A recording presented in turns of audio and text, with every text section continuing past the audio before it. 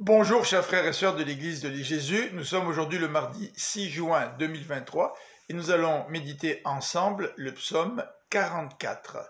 Dans ce passage, le psalmiste rappelle la puissance de l'Éternel, mais il exprime aussi dans une deuxième partie toute la souffrance actuelle du peuple. Et dans les derniers versets, il demande à Dieu d'intervenir. Regardons ces trois sections maintenant. Versets 1 à 9. Ce n'est pas par notre force, écrit le psalmiste, mais c'est par ta force et ta puissance, c'est par ta faveur et par ta grande bonté que nos ancêtres ont pu conquérir le pays de Canaan. Le psalmiste rapporte les actes que Dieu a accomplis dans le passé en faveur du peuple. Les versets 2 à 4 traitent donc de la conquête de Canaan. Le pays promis a été donné par Dieu au peuple. Même aujourd'hui, dit le psalmiste dans les versets 5 à 9, nous avons la victoire sur nos ennemis et sur nos adversaires, non pas par nos propres forces, mais par la puissance et la grâce de Dieu. Ceci étant dit, dans les versets 10 à 23, le psalmiste va maintenant décrire la souffrance que le peuple est en train d'expérimenter. Tu nous as rejetés, écrit-il.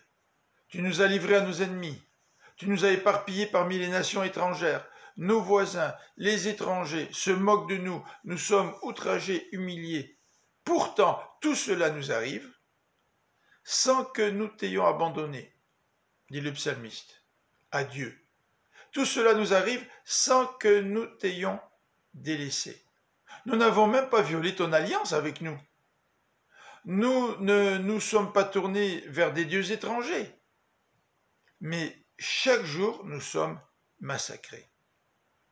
Après avoir décrit la souffrance présente du peuple, dans les versets 24 à 27, le psalmiste conclut en criant à l'Éternel, « Interviens, ne reste pas là sans répondre, sans réagir. Pourquoi te détournes-tu? Nous souffrons, viens à notre aide. Libère-nous dans ton amour. » Le psalmiste vit une situation qu'il ne comprend pas, une situation de grande souffrance.